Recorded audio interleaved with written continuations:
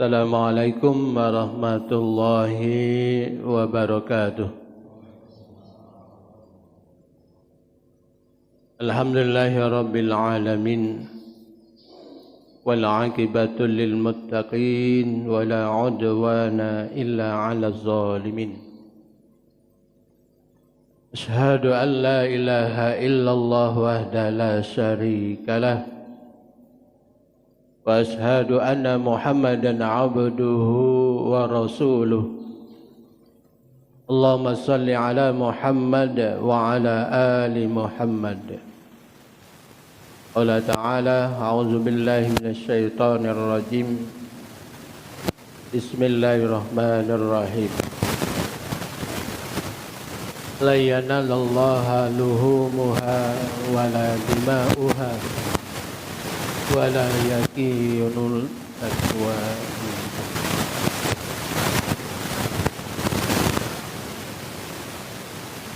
Bapak Ibu jamaah salat subuh Masjid Raya yang dimuliakan Allah, adalah kita untuk senantiasa bersyukur kehadiran Allah Subhanahu wa taala atas segala dengan bermelimpahnya rahmat, nikmat dan karunia-Nya Allah, sehingga kita sampai saat ini masih beraktivitas, berikan nafas kehidupan dalam rangka untuk beribadah kepada Allah Subhanahu wa taala. Salawat dan salam senantiasa tercurah untuk Nabi kita, Nabi Muhammad sallallahu alaihi wasallam, ada keluarga, sahabat dan orang-orang yang senantiasa istiqomah menjalankan ajaran yang dibawa oleh Rasulullah sallallahu alaihi wasallam. Hai Bapak Ibu, adapun tema kita pada pagi hari ini yaitu berkaitan tentang masalah kurban. Walaupun kita sudah banyak mendengar dan sudah berkali-kali juga mempraktekkan tentang penyembelihan hewan kurban, namun tetap kembali kita mengulang-ulang agar kita senantiasa dapat termotivasi dalam beribadah. Yang jelas bahwa kurban, penyembelihan hewan kurban, selain mendapatkan pahala dari Allah Subhanahu wa taala, juga skala pentingnya adalah mengalahkan kepentingan, keinginan pribadi dalam rangka untuk mengabdi kepada Allah Subhanahu wa taala. Betapa banyak orang yang diberi kemampuan oleh Allah, lapangan rezeki oleh Allah Subhanahu wa taala pada hari nahar, hari penyembelihan hewan kurban, hari raya Idul Adha 10, Tasyrik 11, 12, 13. Mereka tidak melakukan penyembelihan hewan kurban. Sampai Rasulullah mengatakan, man wajada sa'atan, siapa yang diberi kemampuan, kelapangan rezeki pada hari raya Idul Adha, kemudian falam yudah, mereka tidak mau berkorban, ya, tidak mau berkorban, melakukan penyembelihan hewan kurban, ala taqrabanna musallana, maka jangan mendekati tempat sholat kami. Ini ada kaitannya Bapak Ibu dengan ayat Allah di dalam surah Al-Kautsar, inna a'tainakal kautsar fasholli li rabbika wanhar. Sungguh kata Allah, kami telah memberi kamu nikmat yang begitu banyak. Banyak. Saking banyaknya nikmat yang Allah berikan, kita tidak akan mampu menghitung nikmat-nikmat itu sendiri. Nah, mampu di sini Bapak Ibu ada takarannya, ukurannya, baik mampu itu secara sekarang ini kan ada mencicil, diansur, hingga pada harinya bisa kita melakukan penyembelihan hewan kurban, atau secara mendadak kita mampu membayarnya 2,5 juta, 2,600.000, 800, bahkan sampai 3 juta, 4 juta, demi untuk mengalahkan atas kepentingan pribadi kita dalam rangka mengabdi kepada Allah Subhanahu wa ta'ala. Kalau dijengok duitnya tidak seberapa pula jika dibandingkan orang-orang yang setiap harinya bagi pelaku-pelaku hobi merokok 25.000 sebungkus merokok, kalilah setahun berapa itu? Sebulan 25.000 kali sebulan berapa Pak? Kali setahun dapat 2 ekor kambing, ya, 2 ekor kambing, ya, duit perginya kemana itu? Untuk membakar duit yang tidak ada manfaatnya. Sanggup belinya kan? Diadakan, tidak ada diadakan. Padahal apabila sering juga kita mendengar nak merokok itu ada tak Bapak Ibu nak baca bismillah. Jadi kita mulai merokok ini ada tak Pak Hen? Berarti ya kita baca bismillah dalam merokok bersama-sama. Itu kan hal yang mubazir gitu Pak ya, mubazir. Apalagi mungkin ada lagi hal-hal yang tidak penting yang harus dipenuhi pada hari raya Idul Adha itu. Ya. Kadang-kadang membeli ini, membeli itu, sanggup membelinya berjuta-juta, sementara penyembelihan hewan kurban belum mampu. Atau bisa saja kebutuhan-kebutuhan yang lain yang mendesak, anak sekolah, ya kan?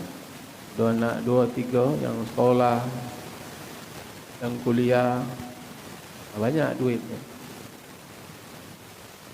Jadi kita mengatur siasat ini supaya kita tidak kena ancaman, ya, ancaman baik dari ayat Allah tadi.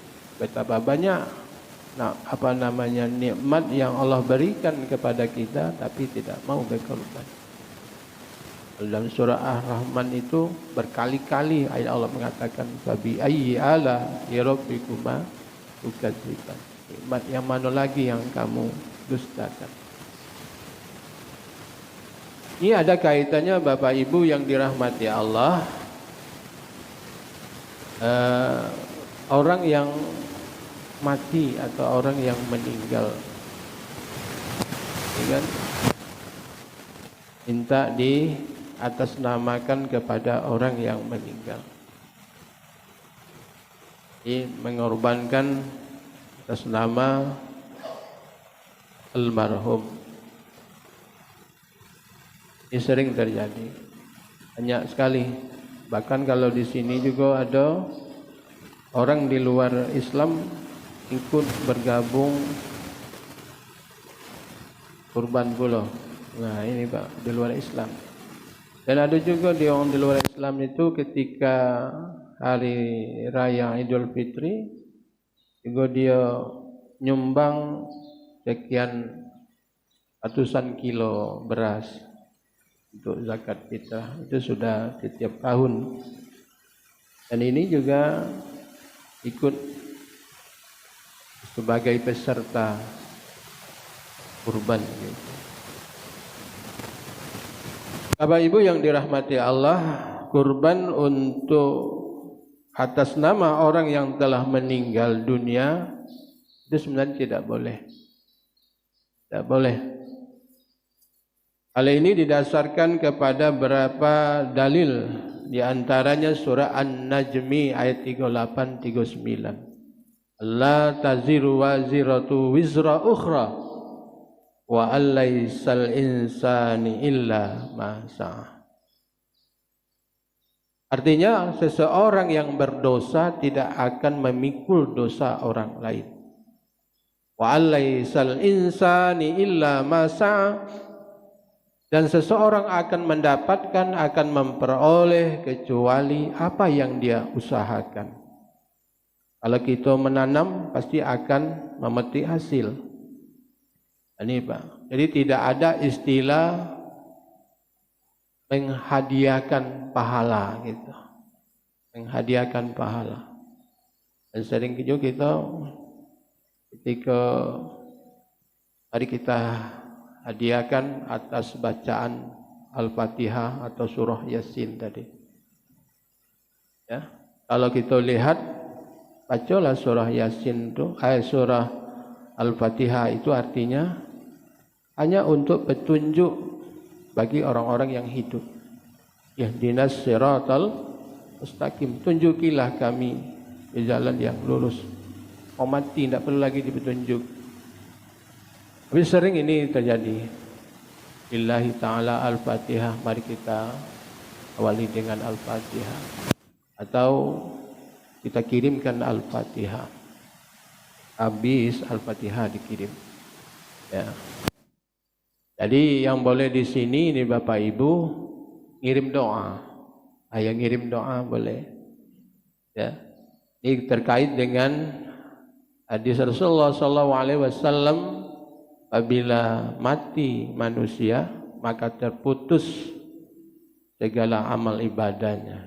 In qata'a amalu min salasin, kecuali 3 perkara. Yang pertama, miwaladin soleh, itu anak yang soleh, yad'ulah, yang mendoakan orang tuanya. Yang kedua, au shadaqatin jariyatin ba'dihi, yaitu orang-orang yang sewaktu dia hidup ada amal jariahnya. Amal jariahnya itu di dalam surat Yasin ayat 12 itu dijelaskan. Innama nahnu nuhyil mauta wa naktubu ma qaddamu wa asarahum. Apa kata Allah Subhanahu wa taala? Bahwa sesungguhnya dialah yang menghidupkan orang yang mati juga dihidupkan oleh Allah. Kemudian kata Allah, wa naktubu ma qaddamu wa asarahum, dan menuliskan apa yang dikerjakan, menuliskan apa yang dilakukan selama dia hidup di muka bumi ini. Ditulis. Tak akan dikurangi dan tidak akan ditambah. Nanti akan menjadi saksi, menjadi bukti, bahkan bisa menyelamatkan. Wa asarahum, dan peninggalan-peninggalan orang-orang yang meninggal ini. Artinya apa? Amal jariahnya. Contohnya dia membangun masjid, itu amal jariah. Dia mewakafkan Al-Quran, mewakafkan hambal gitunya. Kemarin ini ada Pak Sayan, saya lupa melaporkan itu, Pak Sayan Bajuri yang meninggal sebulan yang lalu. Dia juga termasuk tokoh ulama juga kita di sini. Itu 2 gulung hambal, 2 buah Al-Quran, mewakafkannya. Selagi itu dimanfaatkan, itu amal jariahnya, tetap dia mendapatkan aliran pahalanya. Termasuk juga Al-Quran diwakafkan. Jangan meninggal di hari ke-40 cetak surah Yasin. Cetak surah Yasin. Di surah Yasin itulah yang dibawa kemana-mana, yang dibaca. Kalau bisa Bapak Ibu ya wakafkan Al-Quran, ya dibaca oleh orang. Walaupun dipaling uang di masjid ini dibawa gitu ya. tetap dia akan mendapatkan pahala orang-orang yang mensedekahkan, mewakafkan Al-Quran. Tidak usah, mana Al-Quran yang kuwakafkan itu? Tidak usah itu ditanya. Walaupun itu keluarganya yang memberikan ke sini, tapi mengatasnamakan yang sudah meninggal dunia. Bapak Ibu yang dirahmati Allah, jadi banyak sekali amal jariah yang tetap mengalir selagi bermanfaat bagi orang yang masih hidup untuk melaksanakan suatu kebaikan. Bapak Ibu yang dirahmati Allah, jadi kecuali orang-orang yang berkorban tadi, mengatasnamakan tadi, kecuali ada di sini Pak, orang-orang yang bernazar ketika dia hidup, tapi belum kesampaian bayar nazarnya. Nah, maka keluarganya wajib membayar, menunaikannya.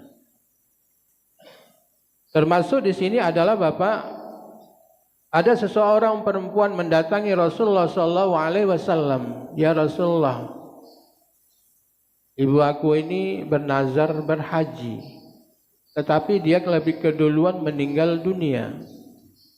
Nah, bagaimana itu ya Rasulullah SAW?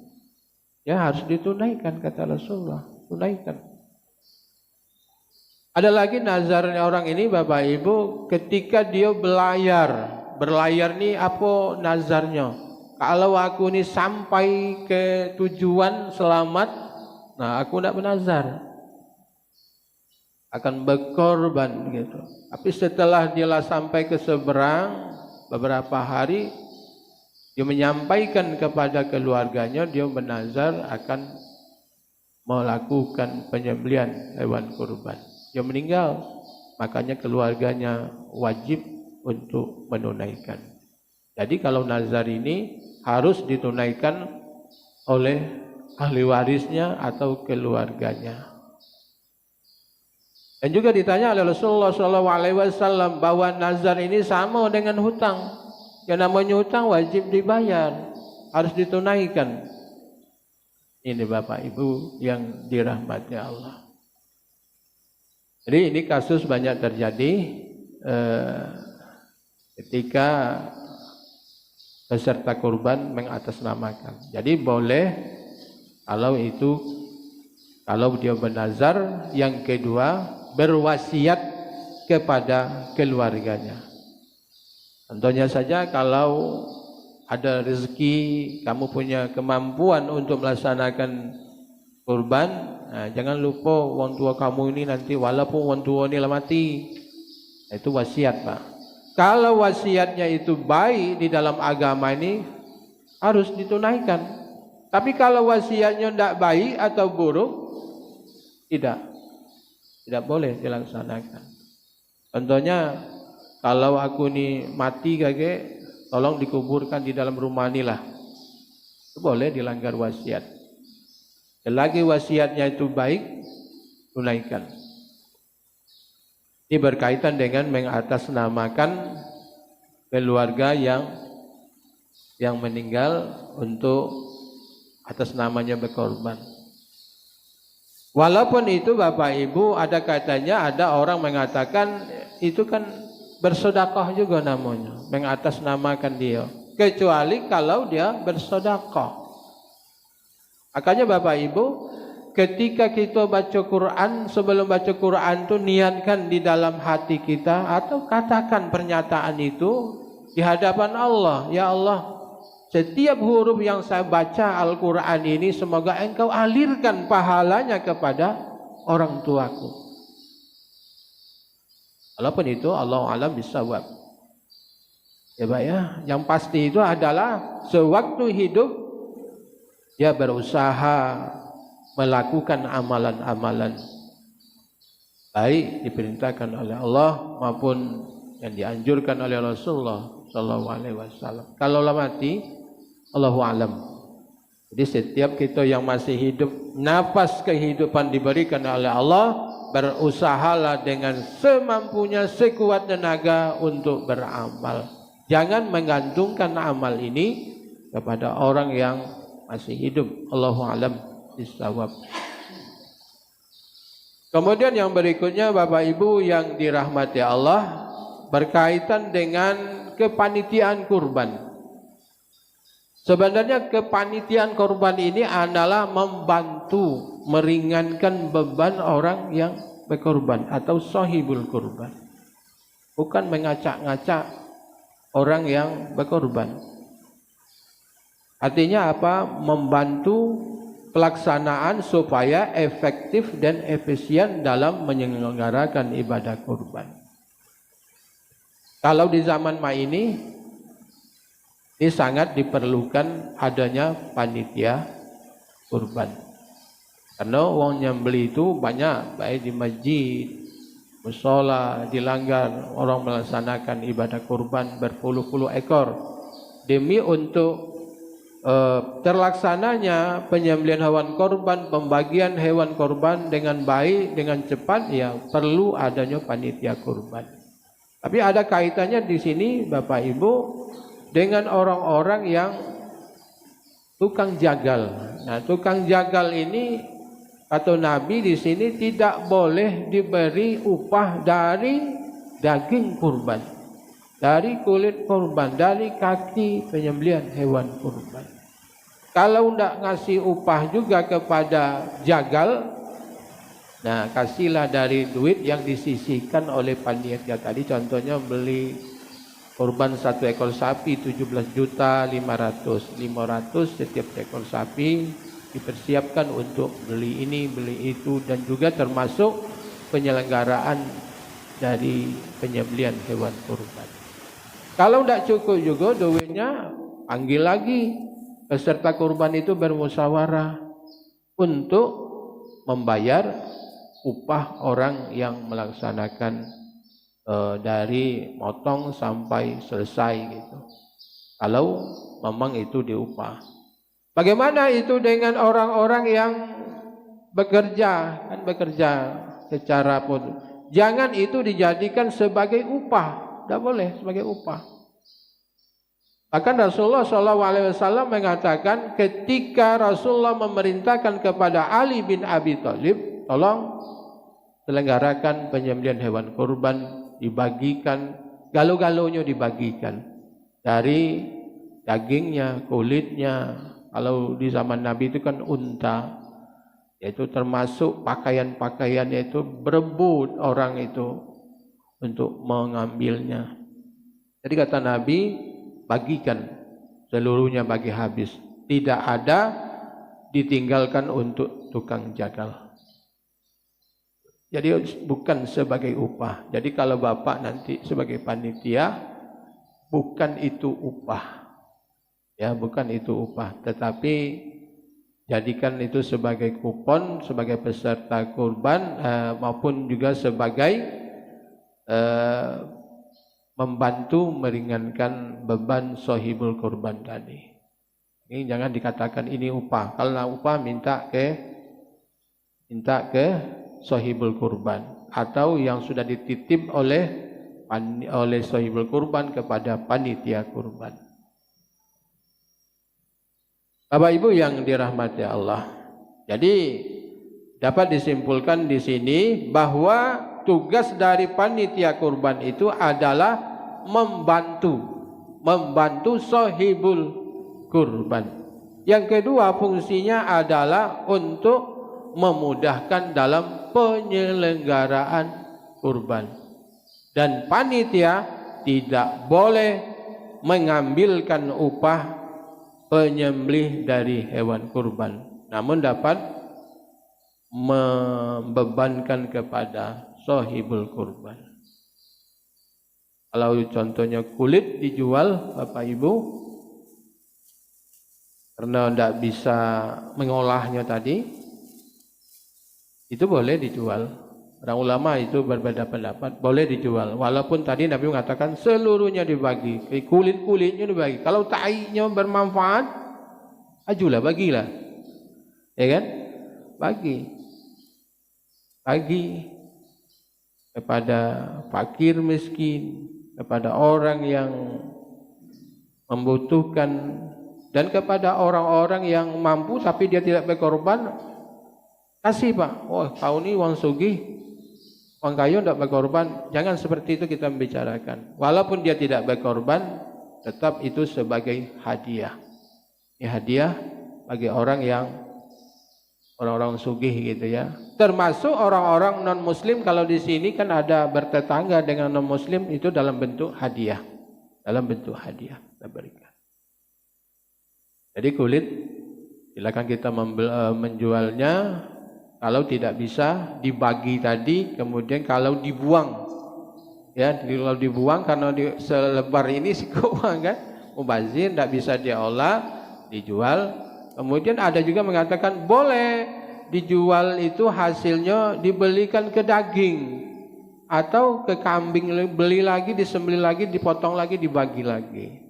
Itu mengambil azas manfaatnya. Asal itu kulit tadi jangan sampai dikembalikan kepada sahibul kurban untuk kepentingan yang si pengorban. Tak boleh. Walaupun si pengorban ini dia berkorban, kemudian dia minta, aku nak minta ini, nak minta itu. Bapak Ibu yang dirahmati Allah, mudah-mudahan walaupun ini adalah ibadah yang dianjurkan, sunat muakkadah, namun kita dianjurkan kalau kita mempunyai kelapangan rezeki, keluasan rezeki, setidak-tidaknya di hari nahar itu, hari raya Idul Adha dan tasyrik, kerjakanlah, laksanakanlah. Baik itu kalau tidak mendadak itu kadang-kadang aduh baik. Ukurannya apa mampu Bapak Ibu adalah orang-orang yang bisa tercukupi kebutuhan makannya di hari itu. Tapi kalau beras masih tidak beli, nak cari beras dulu, nah itu tergolong orang-orang yang tidak mampu. Tapi kalau berasnya masih ada, sampai di hari tasyrik itu masih ada, maka kalau duit masih ada sosok yang bisa untuk berkorban, lakukanlah sembelihan hewan kurban. Ketimbang Bapak Ibu, kalaulah mati nanti baru mengatasnamakan ya yang sudah meninggal.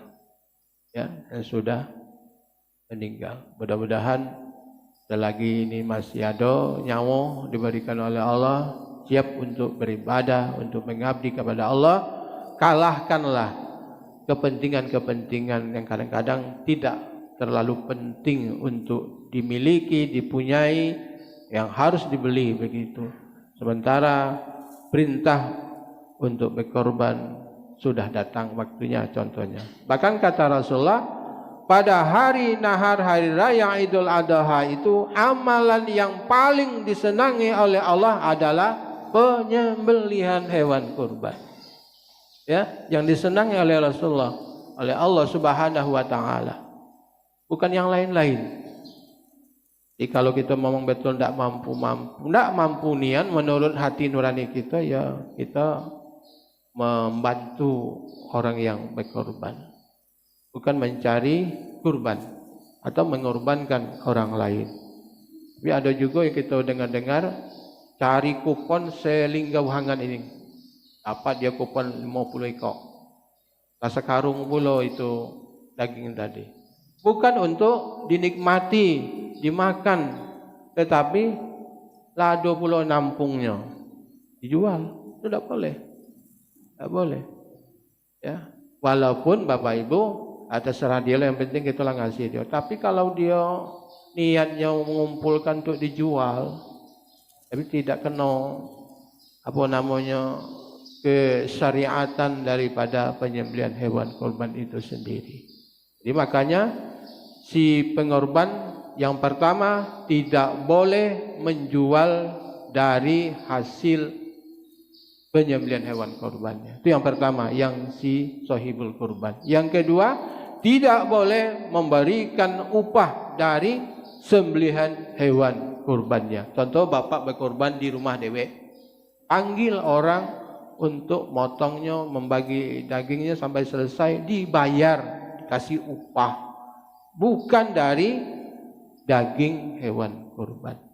Ya, tapi kasih duit, ini upah. Kalau kasih daging, ini bukan upah, tetapi ini memang hak kamu. Jangan dikatakan ini upah. Kalau dikatakan upah, tidak boleh.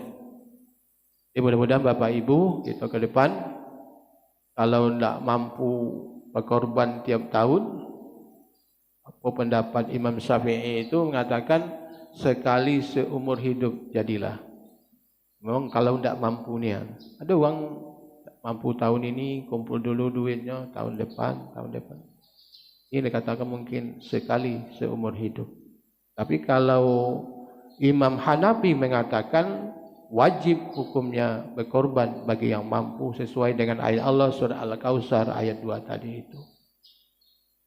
Ini saja mungkin barangkali sebagai penyegaran bagi kita ke depan, sebagai penyemangat bagi kita ke depan, agar rezeki yang Allah berikan kepada kita pada waktunya, pada saatnya, pada kondisinya, mari kita salurkan dengan jalan berkorban. Berkorban itu penyembelihan hewan korban pada hari hanya itu hanyalah sebagai simbol, sebagai lambang dari bentuk pengorbanan seorang hamba di hadapan Allah. Sebenarnya korban yang sebenarnya adalah setiap saat, kapanpun kita diminta untuk berkorban, siap rela untuk berkorban, sebagaimana yang telah dilakukan oleh orang-orang soleh di zaman-zaman dahulunya. Terakhir Bapak Ibu, kalau seandainya terjadi, ini kalau sudah terjadi ini adanya bencana alam kan, yang membutuhkan sehingga yang berkorban ini sapi belum dibeli, belum dipesan contohnya. Kepada yang berkorban sebenarnya lebih utama memberikan duit korbannya tadi untuk penyaluran orang yang ditimpa musibah. Ditimpa musibah seperti banjir bandang, bencana alam, tsunami. Kenapa? Bahwa di dalam beribadah ini ada dua kewajiban kita, baik wajibannya bentuknya fardu yang harus dilaksanakan, ada yang sunnah. Yang wajib ini ada apa? Kalau kita bisa menyelamatkan nyawa seseorang, apa salahnya? Ya, sedangkan berkorban hukumnya adalah sunnah. Tapi kalau padeknya Bapak Ibu berkorban baca membantu orang yang sedang ditimpa bencana juga baca, itu alangkah hebatnya. Tapi kalau kita disuruh memilih, pilihlah yang mengalihkan duit korban kita ini untuk disalurkan kepada orang yang sedang mendapat musibah, bencana alam dan lain sebagainya. Jangan kita, kalau memang Bapak Ibu tidak rela, tidak ikhlas, ya tidak usah, tetap melakukan penyembelihan hewan korban. Diminta keikhlasannya, memang, ridai. Ya, ada juga yang seperti itu. Maaf aja, kalau duit korban ya untuk korban. Kalau bisa, kalau kita disuruh memilih, minta keikhlasannya untuk melaksanakan, membantu orang-orang untuk menyelamatkan nyawa manusia. Terima kasih. Assalamualaikum warahmatullahi wabarakatuh.